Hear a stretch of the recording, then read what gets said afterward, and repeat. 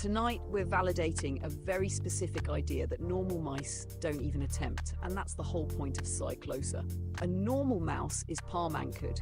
Your hand lays on top, your palm weight creates friction and inertia, and your cursor movement becomes a whole hand drag problem. You can get precision, sure, but it's precision that fights mass. The heavier the hand involvement, the more the system rewards pressure, compensation, and constant micro-corrections. CYCLosa flips that. CYCLosa is pinch anchored. The primary anchor is the thumb middle finger webbing, not the palm. That one change reassigns control authority away from palm pressure and into finger rolls. Instead of dragging an object with your hand, you're guiding a tool with fine motor control. That leads directly into the second foundation, pencil-like micro motions. The goal is tiny pivots and micro-translations that feel like guiding a stylus tip. Small movements, controlled rotations, controlled nudges. Cursor control becomes fine motor instead of inertia management. This is how we reduce palm-driven inertia. It's not about squeezing harder. It's about making the device naturally want to move like a pencil, not like a brick. Before we go any further, I want the key terms to be locked in because this is a new paradigm and the words matter. Pinch anchored means stability comes from pinch contact points and finger rolls, not palm weight. The device is stabilized by where your fingers meet it and how those rolls distribute load. Pencil-like micro-motions means the precision comes from tiny controlled movements like a pencil tip rather than arm and palm dragging across a surface. Ring pinky home means there is deliberate geometry that gives the ring finger and pinky a repeatable resting and anchoring place. Without a ring pinky home, those fingers either float and fatigue or they clamp unpredictably and create tension.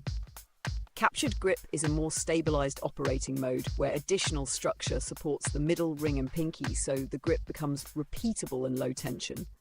Captured doesn't mean locked. It means guided and supported. Triangulated nose grip is the fast, nimble three-point front grip where index, thumb, and middle finger meet on the front nose zone. It's a precise hold designed for speed and low tension, and it only works if the front geometry is slim enough to avoid finger spread and strain.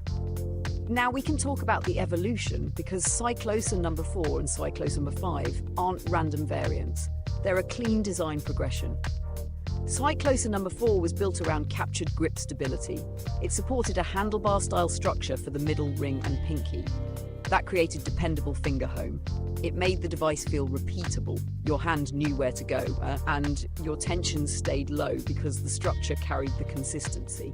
But number 4 had a structural limitation. It cannot properly support the triangulated nose grip because the front end is too wide. When you try to do a three-point front hold on number 4, it forces finger spread. That finger spread turns into strain, and strain kills the whole goal of pinch-anchored control. So, number 4 is stable and dependable in captured grip, but it blocks the triangulated nose grip from being a real comfortable mode. CYCLosa number 5 is the ergonomic unlock. The front-end geometry is slimmer, cleaner, and more intentional around the nose zone. That makes the triangulated nose grip viable and comfortable. This is not a cosmetic change, it's a meaningful ergonomic capability that number 4 structurally could not access. Number 5 supports a second grip mode, and that second grip mode matters because it gives the device a nimble, fast, precise hold without reverting to palm-driven behavior. Now here's the trade, and this is the real design problem we're solving next. CYCLosa number 5 preserves a sleek aesthetic through slimmer geometry and cleaner sidewalls. That aesthetic is part of the product language now. But sleek sidewalls come with risk. They can leave the ring finger and pinky without a dependable home. If ring and pinky don't have a repeatable place to land, they either hover, which increases fatigue, or they clamp, which injects tension and destabilizes the pinch-anchored philosophy. So number 5 gives us the triangulated nose grip unlock, but it also raises the requirement for a real ring-pinky home that doesn't ruin the aesthetic and doesn't interfere with the nose zone. That's why today's print number 5 is not about adding features. Today is a pure ergonomics validation. Before we attach new geometry, we validate that the base form is telling the truth. Here's what we were testing today in plain prototype terms. First, triangulated nose grip validation.